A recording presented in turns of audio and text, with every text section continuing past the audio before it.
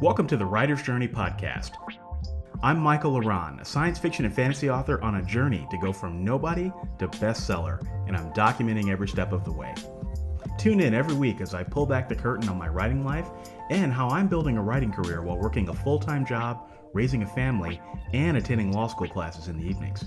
You can find show notes for this week's episode, a free starter library of my fiction, and much more at michaellaran.com.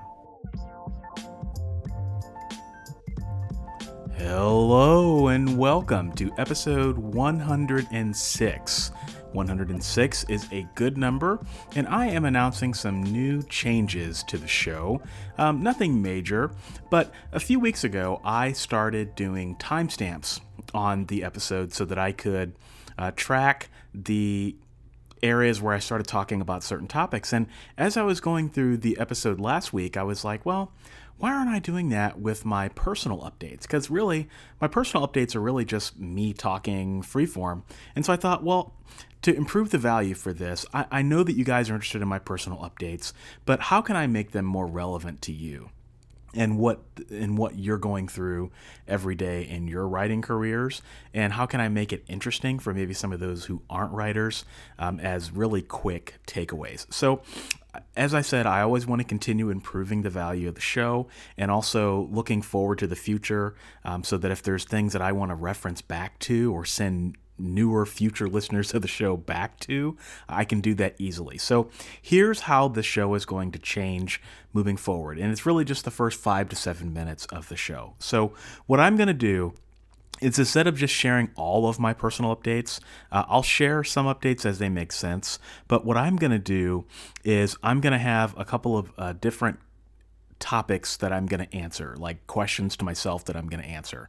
The first is I'm going to share any one or two pieces of major news. Like, for example, this week I'm going to share something on my basement, right? That's going to be pretty important.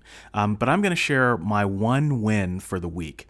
So between this week's episode and last week's episode, what was the one thing that I did or that I happened to stumble upon that helped me move my writing business forward?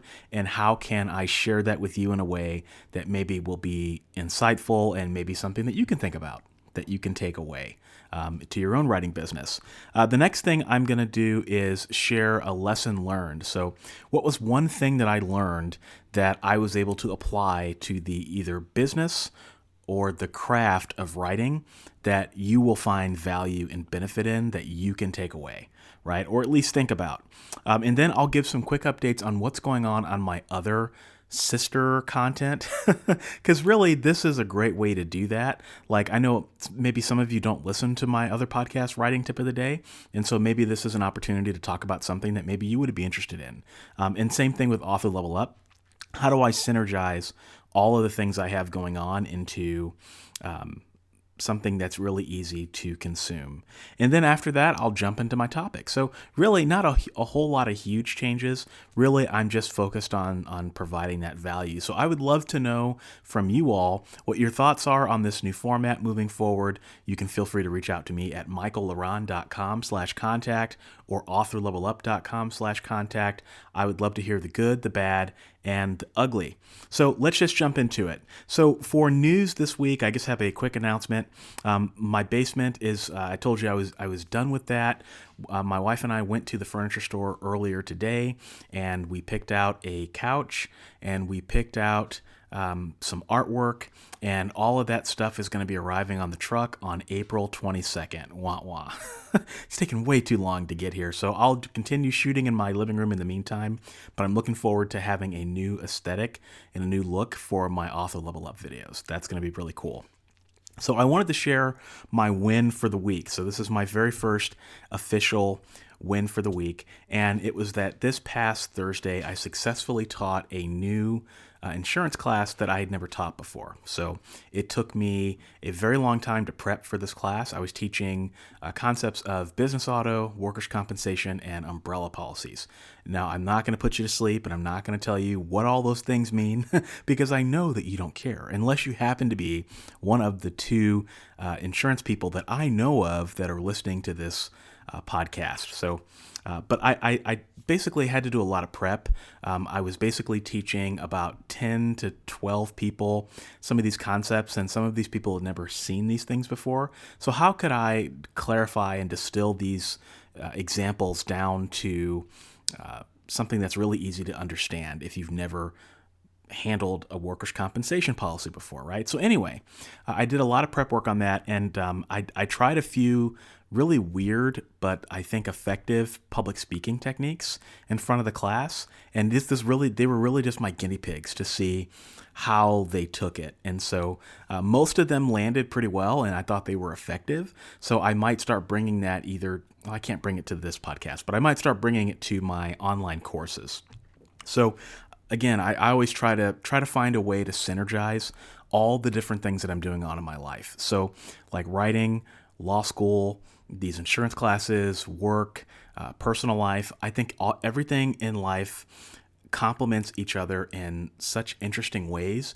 You just have to be willing to look for it and be willing to take something from one area of your life and apply it to another area of your life. So that was my win for the week. I always it's just a really satisfying feeling to know that you prepared for something and you delivered it, and people walked away grateful and appreciative and learned something from the experience. And so that's just something that I love doing, whether it's an insurance class or whether it is teaching you guys things. I just really like being up in front of people and working with them and teaching things. So that was my big win for the week.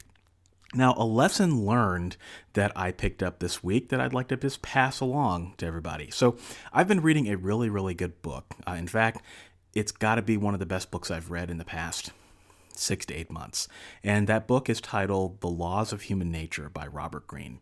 And I'm listening to the audiobook, which is great. But the book is actually quite long. But essentially it is I don't want to say cynical, but more of a realistic view of how human nature works. And so one of the things that the book is structured around is the flaws of human nature and how those flaws and characteristics have manifested themselves throughout history through the forms of different leaders. And so he uses famous people as examples. I just finished a chapter where he was talking about Martin Luther King Jr. and how how his upbringing and his spirituality really helped drive him to do all of the wonderful things he did. And then there was another chapter from Michael Eisner, who was the former CEO of Disney, and how he had some really, really bad narcissistic character flaws that essentially helped him drive the company into the ground and leave in disgrace. Now, the book said that. I didn't say that about Michael Eisner. I really don't know that much about him, but the book definitely doesn't paint him in a really good light. And so one of the things that the book was talking about that I thought was really interesting and that could apply to fiction was that there are two different ways of solving problems, and I've never heard it expressed this way. There is a masculine way of solving problems and a feminine way of solving problems. So like males tend to approach problems in the tune of, I'm just going to throw myself into a problem and then I'm going to figure out how to conquer it, right? And then when they conquer it, it becomes this trophy that they can say that they got, and that becomes a part of their identity. Their successes become parts of their identity.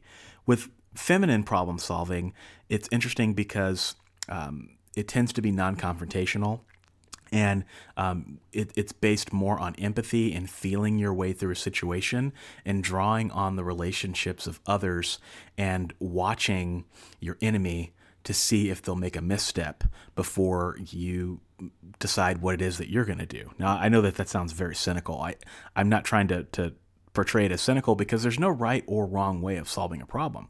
Some men have a very feminine approach to solving problems, and some women have a very masculine approach to solving a problem. And I think the key is figuring out which style you tend to have, and then find ways to do more of the opposite, because that brings you balance. So why do I share this? If you are happening to write a story right now where you have a main character who is solving a problem, ask yourself the question, does your main character solve problems in more of a masculine way, or do they solve problems in more of a feminine way?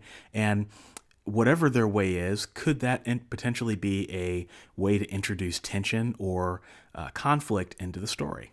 So I thought that was a really interesting thing, and thought I'd pass that along. On my podcast writing tip of the day this week, we're talking about spring cleaning and renewal and self-care. So how to take care of yourself. Here in the United States, as I record this today, we just had snow on the ground. I don't know how that happened, but it did. We just had snow on the ground, but in a couple weeks, we're going to start seeing things warm up. The grass is starting to turn green. And so a lot of people are probably thinking about spring cleaning for their houses. Well, what about spring cleaning for your writing? So we're talking about some tips on how to get your writing and your writing business in tip-top shape for the spring season. And on Author Level Up, I just did a guest video for the first time. So Jason Link is a fellow author of fantasy as well as a writing instructor. He's got a best-selling course on Udemy on world building for fantasy. And he reached out to me and said, hey, I would love to get on your channel and talk about fantasy and world building. So I said, sure, why don't you just make it like a 5 to 7 minute video and share some of your biggest tips and your strategies for building a really good world with my audience. And so he did that, and we did a video called 5 Killer World Building Fantasy Techniques. You can check that out in the show notes of the show. And for those of you who happen to be on my Author Level Up newsletter, I do have a newsletter that I send out for Author Level Up right around the 15th of every month. That is a really good way to join, a really good reason to join my fan club, authorlevelup.com/fan club.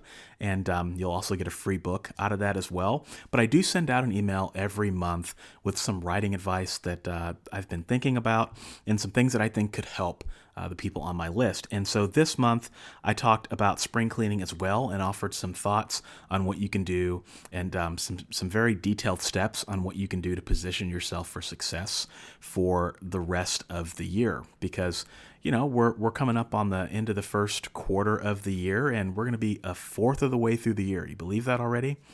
Almost a fourth of the way through the year. And if you have been one of those people where time has flown by and you're waking up all of a sudden and you're like, wow, I got nothing to show for this past past few months, then this is going to help you. So authorlevelup.com/fan club. And now it's time to talk about the topic of the week, which my episode last week on the coronavirus and some of my thoughts on what's going on with this pandemic and what are some of the lasting impacts that it can have on the writing community has been one of my most popular episodes of the writer's journey yet. So, I totally newsjacked this. It was like, okay, strike while the iron's hot. In a month, this might not be anything people are going to remember. So I encourage you to check that out if you haven't heard it. Essentially, my message was that I don't think this is going to hurt writers a whole lot, but I do think that this is a great opportunity and a warning call and a wake-up call for us to start looking at the writing business and the things that we're doing to see if it still makes sense or if we need to make some tweaks to our writing strategy. And one of the things that I'd said in the episode was that this is an era of great uncertainty. You just don't know what you're going to see when you turn on the news. It's almost like playing roulette. If you turn on the news, it's either going to be something interesting, it's either going to be something horrible, or it's going to be something really horrible, especially if you live in the United States. And that's not a political statement, but you just don't know what you're going to see, right? And so I'd mentioned that this is a time of uncertainty and it's easy to have anxiety. It's easy to have fear. And so as I was thinking about what I was going to talk about this week, I thought that I would follow up with just some things to help give some perspective when it feels like you don't know what's going on, right? And I don't know about you all, but I am just as susceptible to a lot of these things that are going on, the ups and downs and the roller coasters and the politics and the international conflicts and all the weird things that have happened over the past 3 months. I found that I've been very sensitive to that. And so I have had to pull myself back from social media and pull myself back from the news because the news, God bless its heart, but they're really stirring up a lot of emotions these days, right? Regardless of what side of the spectrum you fall on. And I've had to find ways to recenter myself and continue focusing on what's important. And so this week's episode is for anybody that has felt the same way that I felt. Here are the things that I come back to. I call these my old faithfuls, right? So at the beginning of the year, I talked about my 2020 strategy and beyond. And I recognized that that episode was very selfish. And so I thought maybe this is a really good opportunity to turn that around and talk about that in context of everyone listening on why some of the strategies that I'm focusing on can also be your strategies, and why, if you haven't thought about them, these are the different ways that they can help you stay grounded in today's uncertainty and tumult. Because I got to tell you, if this pandemic thing spirals into a recession, a lot of people are going to freak out and they're going to panic, and it's going to be really easy to lose perspective. So I just want to talk about some things that I think will balance you and keep you focused on what is truly important, which, if you are listening to this, I assume that you're a writer, and I assume that taking your imagination and turning that into profit is something that you want to do, and it's something that you want to continue to do for a very long time, right? So here are my thoughts on this. The first thing that I always keep coming back to is to keep writing and to keep publishing. Just keep writing the next book. And I know that's probably not going to be a shock for anybody listening, but I do think that it's important to keep writing the next book, keep publishing, don't stop publishing. I think your number one goal in life, for the most part, but especially in any kind of economic downturn, is to continue your pace, continue your consistency, keep publishing books, even when it's hard. Even if you have to publish fewer books, that's okay.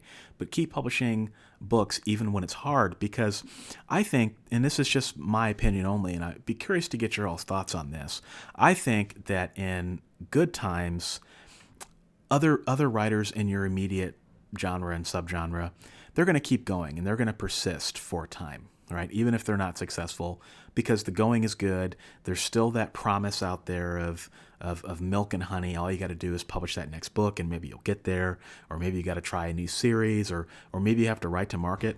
A lot of people are going to keep going in good times because they've got a North Star. They've got something that they can believe in. But when times get hard and those North Stars go away, what are those people going to do? And my theory on this, is that other people, if they don't have that thing to believe in, if they don't know what their why is, if they can't connect with that greater purpose of why it is that they're being a writer in the first place, they're just going to fade. They're just going to go away, And I know that to be true because I've seen in my own 7 years of doing this a number of people come and go. And that this is in good times, right? They just waltz into the industry, and then they find out that it's a lot harder than they thought it was. And then you wake up one morning and it's like, oh, whatever happened to so-and-so, right? So I think that in bad times, writers are going to have the tendency to slow down. They're going to have a tendency to not publish as much, and more people are going to quit, more than are quitting now. And so if you guys can continue your consistency and your pace, I think you're going to be in a much better spot. Now, the second thing that I always come back to is to keep finding ways to market my work. And I think you should do this too. I think you have to continue finding ways to market your work even when it's hard, because I think that time is your greatest ally. We all agree that traditional publishing's model is based on a produce model, right? So if you publish a book, or a traditional publisher publishes one of your books, they need that book to make as much money as quickly as possible. It's all based on velocity, because if the book can make a lot of money as quickly as possible, then they can leverage that success to make even more money. But if it doesn't make a whole lot of money, then it's kind of like produce. They take that lettuce and they throw it out and they replace it with fresher lettuce. Everything in traditional publishing has a shelf life. Self-publishing is not that way. Indie writing is not that way. You can publish a book today that may not do very well today or this year or next year, but it could do much better several years from now. And I've learned that time is my greatest ally. What's unmarketable today could be totally marketable tomorrow. So let me give you a perfect example of this, and it's completely relevant right now. If you are the author of a pandemic thriller, or if you are the author of a post-apocalyptic series, I think now is a really good time for you. If you're not running ads on your book left and right, I would be running ads on your book left and right, because that's what's on people's minds right now. It seems like post-apocalyptic is poised to make a comeback based on some of the things I'm seeing. And this is a genre that it seemed to be in a little bit of a decline for the past couple years. It was really, really hot around like 2011, 2012, maybe 2013. And then it just kind of seemed to taper off a little bit. And maybe post-apocalyptic is going to make a comeback. If you had written a post-apocalyptic novel 5-7 years ago and saw your sales drop, well, maybe now is the time to start refreshing those covers, take another look at your story and your marketing. Maybe there's something there. The same thing could be true with anything that you write. Everything seems to have these cycles of ebb and flow, and you never know what's going to happen in the culture. And so even if you have a book or a number of books that's a failure, don't let that stop you from continuing to try to find new readers. I think that is really, really important. And I always just try to tell myself that, yeah, maybe this book isn't popular now, but that doesn't mean that it's not going to be popular a year from now or 10 years from now. If you write enough books, eventually the tide is going to turn on one of them in your favor. All right, so that's my next thing.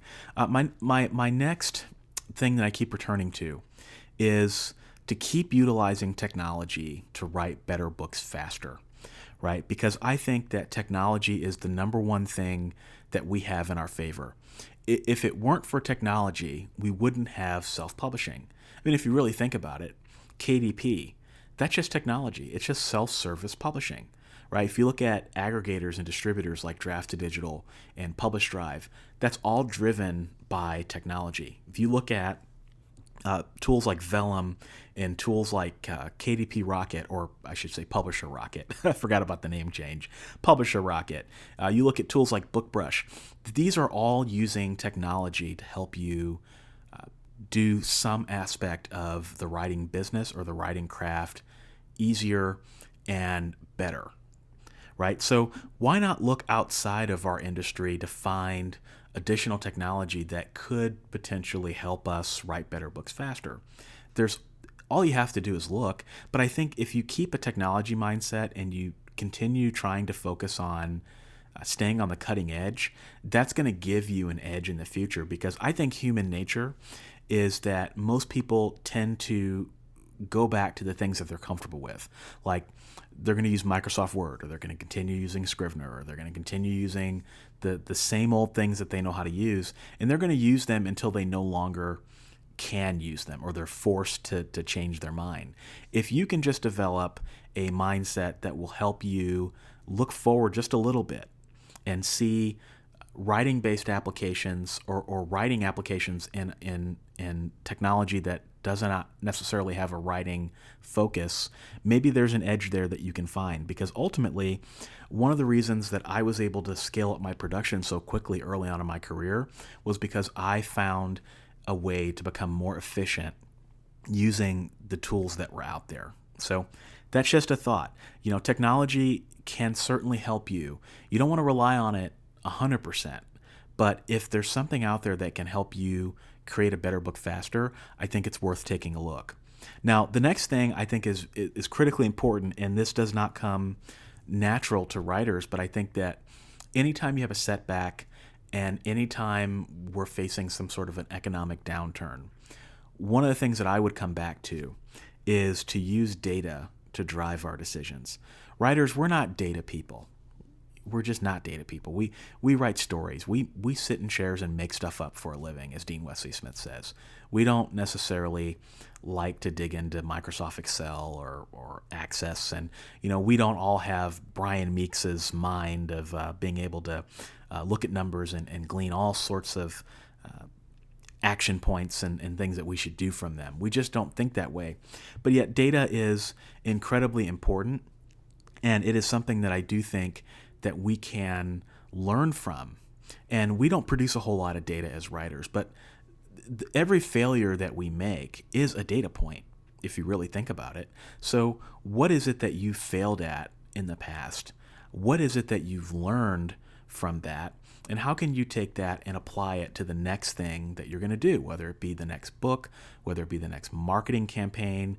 Maybe you're wanting to start a podcast or a blog, and maybe you've done that in the past as a writer. Well, what is it that you learned? What is the data? Right? I think that data is important. I don't take the approach, though, that you should use data to drive your creativity. I think that data can be helpful in many, many other ways. I don't think it should necessarily drive your creativity, mainly because of the thing I just talked about, which was marketing and how things change, how the culture changes, right? So I think that if you're going to be a writer, I think you should do it your way. I think you should find the best way that works for you. And if that means you're writing slightly off market, don't let somebody say, well, you got to look at the data and the data has to make the decisions for you. No, I think you just need to find your own way. But wherever you can find data to help you make some of these business decisions and your marketing decisions, I do think that that's important, right? And that's something that it's a skill that a lot of writers don't have, but it's a skill that I think if you can demonstrate that and exhibit it, then it's only going to serve you well in your career. And then the next thing that I always come back to is thinking long term when it comes to making decisions. Like I said, the older I get, the more I appreciate the passage of time and how time has such a restorative and a almost cautionary tale to it if you're just willing to listen. So, like, for example, I think that signing contracts that have to do with your copyright are incredibly important. And if you don't think about them thoroughly, they will come back to bite you in ways that you can't even fathom. Just taking a little bit of time to think ahead, and not just so much your next step, but the step after that and the step after that, and being able to look at the industry and figure out what's going to happen in the industry. You're not going to be right. You're not going to get it right 100% of the time, but it is something that can help you from the most serious missteps. And I can say that with 100% certainty, because I've almost made a number of very, very serious missteps, but I've always been able to avoid them just by exercising a little bit of forethought. And maybe I'll talk about that in future episodes. So ultimately, there are some universal truths that I've learned over the years that I just want to share with you, some things that I've learned over the last 7 years. Maybe this will resonate with you, maybe it won't. Maybe this is something that you'll hear today and maybe appreciate down the road, especially if you're a newer writer and you get some more books under your belt down the road. These are just things that I've learned. Again, I'm just sharing things that I've learned that have helped me and that have helped me center myself and stay balanced over the last 7 years. All right, and the first is that success takes time. Jim Kukroll, he was a former host of the Sell More Book Show. He said, I'm an 18-year overnight success story. And I loved that saying, because at the end of the day, I've learned to fear success that comes too quickly. And the reason I've learned to fear that is because of what I've seen with famous people. If you study the lives of famous people and you see how their success came and how they handled it and how it ultimately destroyed some of them, I think you will share my sentiment with this. Success takes time. I'm not in any hurry to certainly become successful. The next thing is that true satisfaction with life as a writer, I believe, comes from enjoying the process, not enjoying the end result. So enjoy the process of writing a book. To me, that is the best part about all this. It's getting lost in the world of your story, really enjoying what it was that you wrote on the page, getting up from the computer satisfied about what you've done, coming back to the computer knowing that you've got momentum. I think all of that is what keeps me going. So it's not so much the end result. Like I like the money. The money is great, especially when you make a lot of it. And I like the fact that I can send an email to someone and they probably know who I am. Like that helps open doors and make connections. All of that is great, but that's not why I do this. I do this because I enjoy the process, right? And so I urge you to always connect with why you like the process and just continue replicating that. Because here's the thing: if you find a favorable end result, it can be really easy to get wrapped up in that. Like you can start getting married to that. Like you can start getting married to the money, right? You can get married to the notoriety, and that's at the end of the day what ends up sinking people. So if you do get a favorable end result, because here's the thing, here's what I don't want people to take away. I don't want people to think, well, maybe I shouldn't write for the money. No, I'm not saying that. I think you should write with the goal of making money.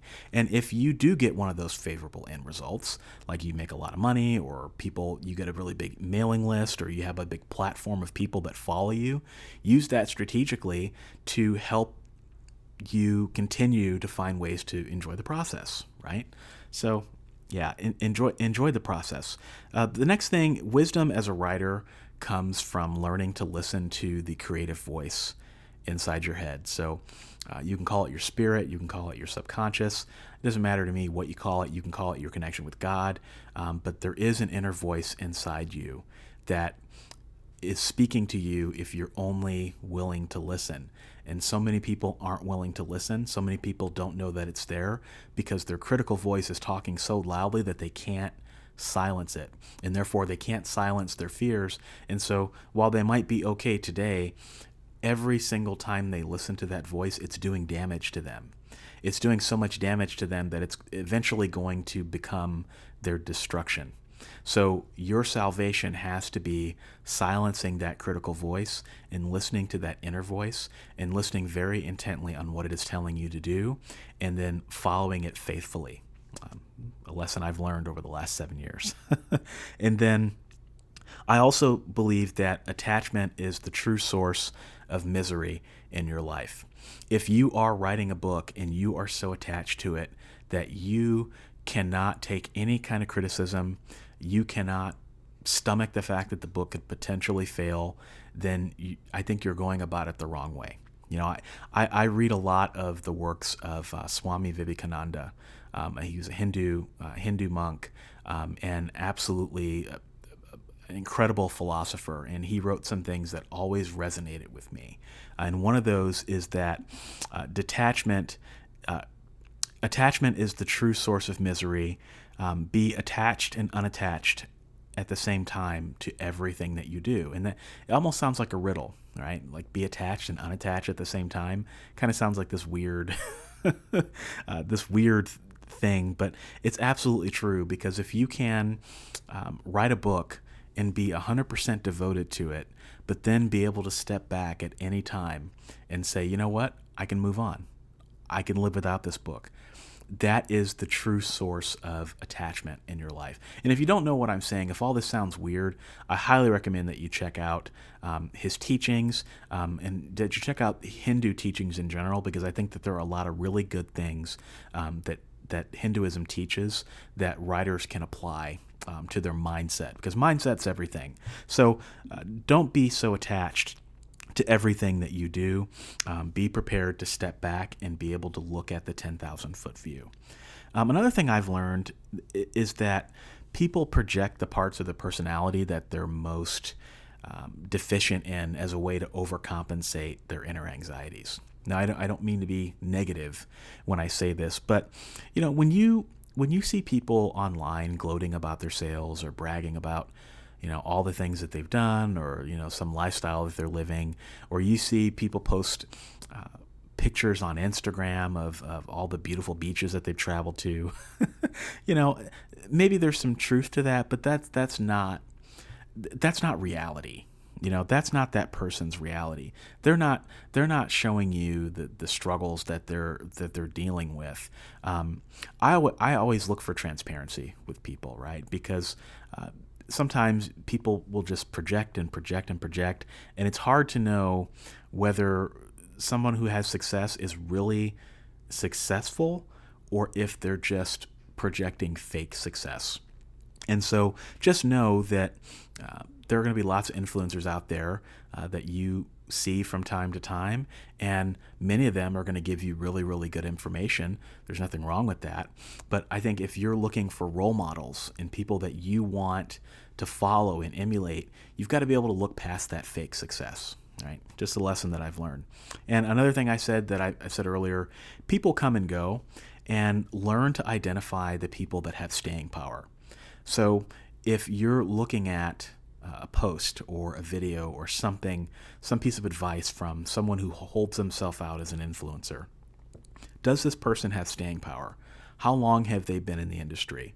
What is the quality of their advice? Is it just garden variety stuff, or is it truly something that you've never seen before?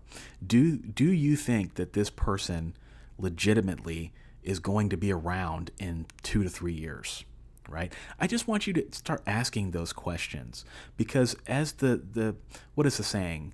As the going gets rough, the weak get going, or something like that. I don't know what it is. But, learn to develop that bullshit detector, right? I think that is absolutely important, because one of the things that you've got to worry about, especially early on in your career, is not getting taken for a ride. And so how do you avoid scammers? Well, you look at the people that have staying power, and you learn to see through that fake success, and you learn to trust the people that have staying power. And then the last thing that I want to leave you with is something that I've said on my YouTube channel from day one. And that has to do with advice, because we all have problems that we want to deal with. We all have questions that we need answered as writers. And I think that there are 3 types of advice out there. There's advice that's meant for you, advice that's not meant for you, and advice that you're not ready for yet. Advice that's meant for you means that it's given from someone who understands what it is that you're going through, and they give that advice in good graces, right? And it's applicable to your situation, and you can rely on that. Advice that's not meant for you could be from someone who's got fake success, right? Or it could be from some entrepreneur in some other industry that has no understanding of what authors are dealing with, but the advice sounds good enough, so you might as well try it, right? It's not bad advice, but it's just not meant for your situation, and it's not applicable to your situation as a writer.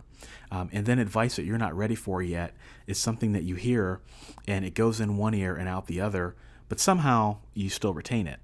Well, that doesn't make any sense. I just completely contradicted myself. It goes in one ear, doesn't come out the other, but you don't necessarily remember it until it's time for you to remember it. So, example I gave a few weeks ago was that I had a mentor that gave me a book called The Art of War by Sun Tzu.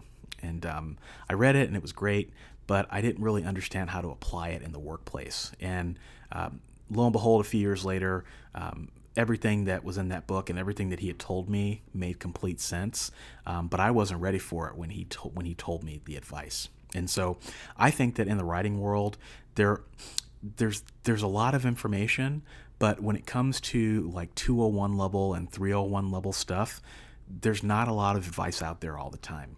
And so what we do is we go listen to other industries and other influencers in other industries, and we try to bring that back, and we try to make sense of it, but it doesn't always make sense, right?